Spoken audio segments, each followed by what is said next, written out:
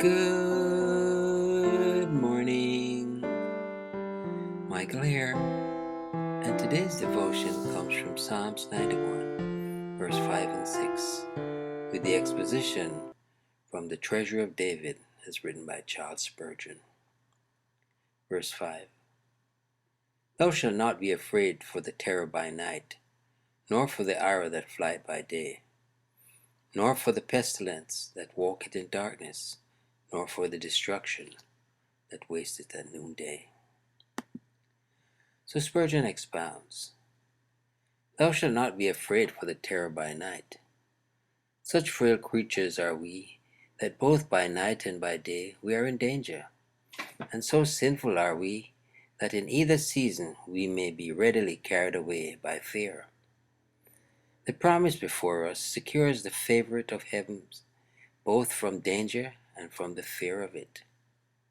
Night is the congenial hour of horror, when alarms walk abroad like beasts of prey, or ghouls from among the tombs.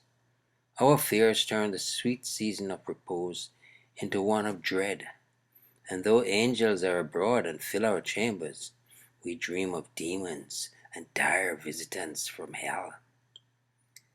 Blessed is that communion with God which renders us impervious to midnight frights and horrors born of darkness. Not to be afraid is in itself an unspeakable blessing, since for every suffering which we endure from real injury, we are tormented by 1,000 griefs which arise from fear only. The shadow of the Almighty removes all gloom from the shadow of night. Once covered by the divine wing, we care not what winged terrors may fly abroad in the earth, nor for the arrow that flieth by day. Cunning foes lie in ambuscade, and aim the deadly shaft at our hearts, but we do not fear them, and have no cause to do so. That arrow is not made which can destroy the righteous, for the Lord hath said, No weapon that is formed against thee shall prosper. In times of great danger, those who have made the Lord their refuge, and therefore have refused to use the carnal weapons, have been singularly preserved. The annals of the Quakers bear good evidence to this. Yet probably the main thought is that from the cowardly attacks of the crafty malice, those who walk by faith shall be protected. From cunning heresies they shall be preserved, and in sudden temptation they shall be secured from harm. Day has its perils as well as night. Arrows more deadly than those poisoned by the Indian are flying noiselessly through the air, and we shall be their victim unless we find both shield and buckler in our God. O believer, dwell under the shadows of the Lord, and none of the archers shall destroy thee. They may shoot at thee and wound thee grievously, but thy bow shall abide in strength. When Satan's quiver shall be empty, thou shalt remain uninjured by his craft and cruelty. Yea, his broken darts shall be to thee as trophies of the truth and power of the Lord thy God. Verse 6. Nor for pestilence that walketh in darkness. It is shrouded in mystery as to its cause and cure. It marches on, unseen of men, slaying with hidden weapons like an enemy stabbing in the dark. Yet those who dwell in God are not afraid of it. Nothing is more alarming than the assassin's plot, for he may at any moment steal in upon a man and lay him low at a stroke, and such is the plague in the days of its power. None can promise themselves freedom from it for an hour in any place in the infected city. It enters a house men know not how, and its very breath is mortal.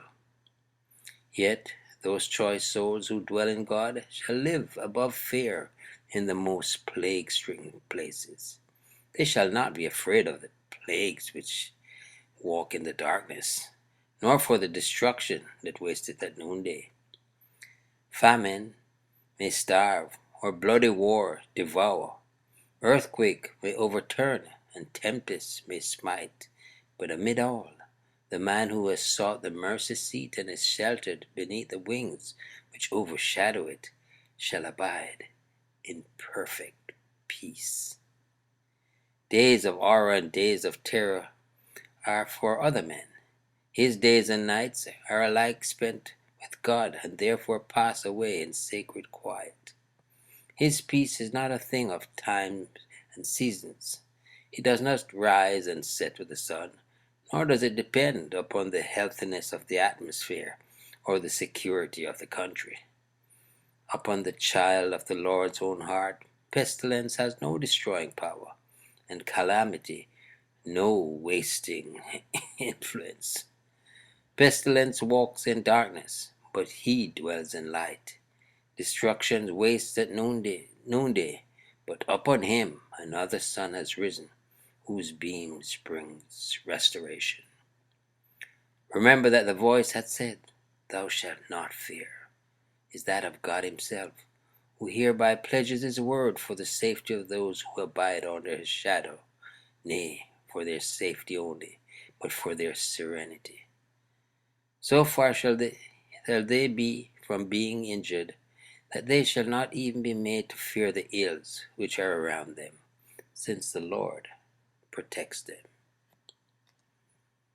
He his shadowy plumes outspread, with his wings shall fence thy head, and his truth around thee wield, strong as targe or bossy shield.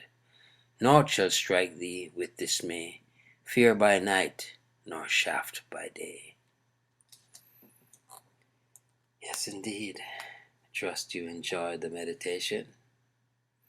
Michael here declaring yet again, Jesus is Lord.